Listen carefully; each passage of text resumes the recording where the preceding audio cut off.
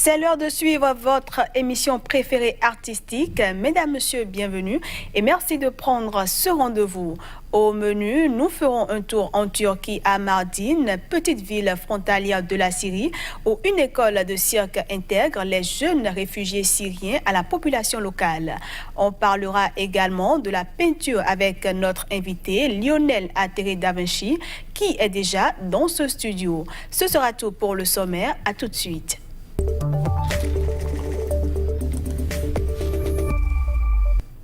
À Mardin, petite ville frontalière de la Syrie, une école de cirque intègre jeunes réfugiés syriens à la population locale depuis 2014.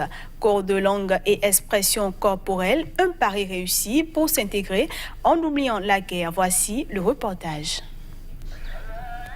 Ils jonglent sur les toits en regardant leur pays d'origine. Nous sommes dans le sud-est de la Turquie, au bout de cette vallée, la Syrie. Les enfants de cette école, pas comme les autres, apprennent avant tout à jongler et marcher sur des échasses. Syriens fuyant la guerre et Turcs ensemble. Ici, toutes les disciplines du cirque sont enseignées. J'ai appris ici des choses qui m'ont permis de devenir une meilleure personne.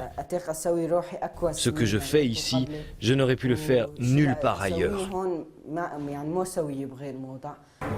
Alors qu'avant, elle était renfermée sur elle-même, là, elle a gagné confiance en elle en venant ici. Elle s'est fait des amis plus facilement. Cette association appelée L'Art est partout a ouvert cette école il y a 3 ans. Outre le cirque, un des éléments clés, le cours de turc. Ici, les petits Syriens apprennent la langue du pays qui les accueille. L'idée, intégrer les populations fuyant la guerre. Un pari pas toujours évident. Les premières semaines, il y a parfois des conflits entre enfants turcs et syriens. Parfois, ils se battent. Mais dès le premier jour, on leur dit que la seule règle ici n'est pas le droit de se battre. Il n'y a pas vraiment d'autres règles ici. À la tête de cet établissement, un Syrien. Il a fui la guerre avec sa famille et dirige désormais cette école qui forme actuellement 120 enfants de 3 à 20 ans. Il était déjà directeur d'école en Syrie, mais il affirme avoir trouvé ici son paradis. Ils me disent pourquoi ils pleurent et pourquoi ils rient. Quand ils se fâchent avec moi, ils me le disent et quand ils sont contents, ils viennent m'embrasser. C'est ainsi que nous vivons ensemble, du matin jusqu'à 5 heures de l'après-midi. La Turquie accueille actuellement près de 3 millions de réfugiés syriens, dont 90% vivent dans les villes au sein de la population turque. Seuls 10% sont dans des camps. Place à présent à l'invité.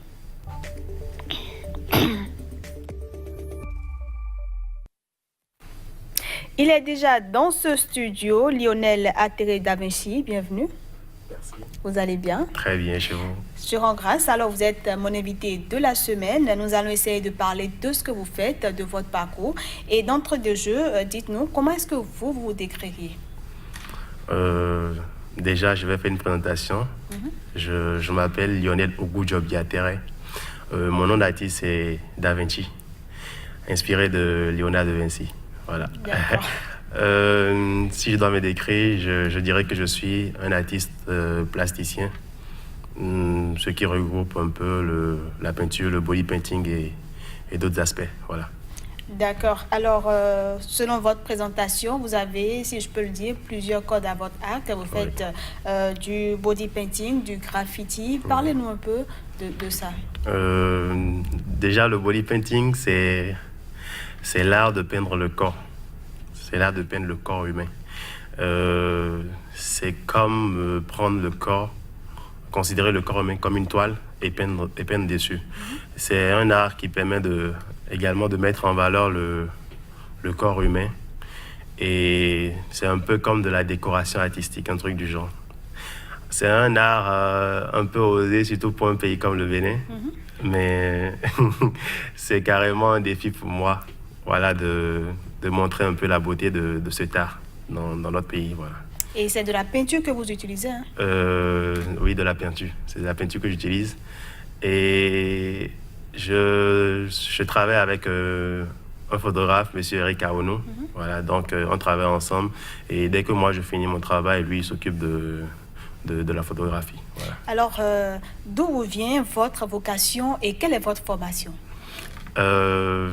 Je suis technicien d'assurance à la base. J'ai fait une formation en assurance à l'UCAO. Donc, j'ai une licence en assurance. Et bon, après les études, j'ai voulu m'intéresser un peu plus à ce qui me passionnait, c'est-à-dire l'art. J'ai commencé, ça va faire bientôt 3 ans que je suis dans le milieu artistique.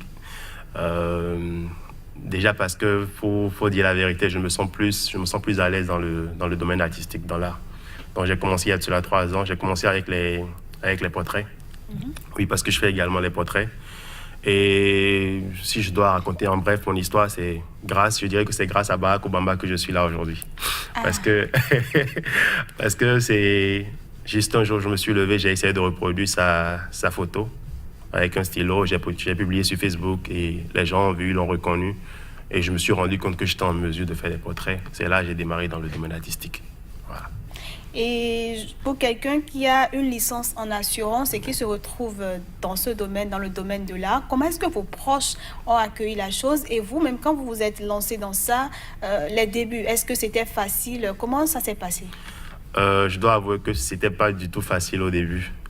Et moi, je savais déjà ce que je voulais. Donc, quelque chose que les gens disaient, je ne m'y intéressais pas du tout. Vous avez votre objectif? J'avais mon objectif et je continue toujours d'aller dans ce sens.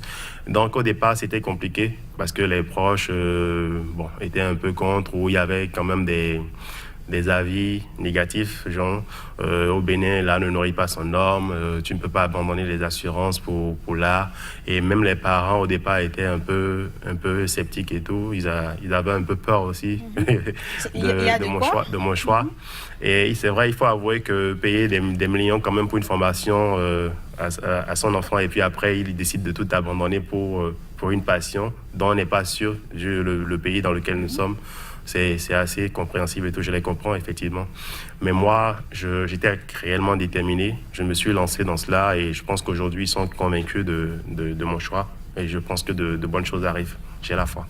Et en 3 ans de pratique, est-ce que vous pouvez dire, enfin, quelle satisfaction vous avez aujourd'hui si on doit prendre votre tout petit parcours? Je pense que quand on veut, on peut. Et j'essaie un peu de mettre en pratique ce que j'ai appris à l'école, effectivement. Et donc, dans mon métier d'art, j'essaie aussi d'accrocher les clients. Je reçois des commandes, souvent pour les anniversaires, les mariages et tout, les commandes de portraits. Et par la même occasion, je suis aussi designer mode. Je confectionne des casquettes, des t-shirts, des trucs du genre. Histoire d'avoir le t-shirt que vous portez là. Oui, comme ce que j'ai porté là actuellement, Da Vinci. Et la casquette, bien sûr, Black Lion, j'espère que les gens verront. Donc, voilà, j'essaie d'avoir plusieurs atouts, en tout cas, d'avoir la possibilité de manger à gauche, à droite, grâce à mon art. Donc, je réfléchis assez, je planifie tout et voilà. Je pense que pour le moment, je peux dire que c'est mon art qui me nourrit puisque je ne fais que ça. Voilà. D'accord. Et quelles sont vos influences et inspirations artistiques? Là, tout à l'heure, vous parliez de Lionel Da Vinci. Oui. Quelles sont, en dehors de lui, vous avez d'autres sources d'inspiration? Ok, je pense que vous voulez parler de Léonard de Vinci. Léonard de Vinci. Vous voyez, c'est votre prénom. Non, mais de toute façon... Ce pourquoi moi, déjà, c'est un grand artiste italien qui m'inspire beaucoup, de par son parcours. Mais j'ai fait le choix déjà pour attirer un peu plus l'attention. Léonard et Lionel, c'est le même prénom dans le dictionnaire des prénoms. Voilà, ça vient du lion et tout. Donc, je me vois un peu plus dans ce tome. Je ne sais pas pourquoi, mais c'est comme s'il y avait une certaine connexion. Et donc, je pense qu'il m'inspire beaucoup. Il y a d'autres artistes également qui m'inspirent aussi. Il y a des artistes qui font de l'hyperréalisme, par exemple, que je suis sur Instagram. Aujourd'hui, le milieu artistique est assez développé. Donc, avec Instagram, déjà, il y a pas mal d'artistes qui m'inspirent et j'essaie d'aller dans ce sens. Par exemple, il y a Vince Lo. C'est un artiste asiatique qui travaille, qui fait des portraits, des œuvres en gribouillis. C'est lui qui m'inspire. Actuellement, je dirais, donc, je suis un peu plus dans ce style, dans le style de gribouillis. Voilà. Et quel est votre processus de création? Processus de création, je dirais que tout ce que je réalise, bon, mis à part les commandes, c'est ça vient purement de mon inspiration, comme on le dit. Si je dois prendre le volet tableau, souvent quand je veux réaliser des tableaux, c'est plus pour mettre en valeur l'Afrique. J'aime plus peindre tout ce qui est en rapport avec l'Afrique, les visages peut-être des personnalités africaines comme Nelson Mandela et d'autres et tout, ou valoriser un peu notre culture dans notre manière de nous habiller. Et en ce qui concerne le body painting, souvent quand je travaille, je suis plus dans un style vraiment africain, pour mettre un peu en valeur notre culture et tout. Voilà. J'ai eu même à faire une œuvre sur Guézo, histoire de valoriser un peu notre culture. Et voilà, je pense que à la base, même le body painting vient de nos ancêtres. Vient de nos ancêtres, des tribus et tout, qui faisaient des peintures sur le corps pour aller à la guerre et tout, ou pour une certaine appartenance. Donc voilà. Et quelle importance est-ce que vous accordez à la couleur et à la lumière dans votre travail de peinture? C'est ce que les gens me demandent souvent, me disent comment j'arrive à faire et tout avec les couleurs. Si je vous dis que je ne sais même pas, je ne sais pas, je ne peux pas dire. Wow. Genre, c'est quand je veux travailler que l'inspiration me vient, je travaille librement. C'est pareil pour l'aspect body painting, ça va être étonnant. Je ne prépare jamais mes travaux à l'avance. Ce n'est qu'à l'instant quand je vois le corps de mon modèle que l'inspiration vient et que je travaille sur le corps en fonction de ce qui me vient. Alors Lionel, quels sont vos projets à court, moyen et long terme? Actuellement, vous travaillez sur quoi? Actuellement, je travaille sur mon exposition de body painting. Voilà.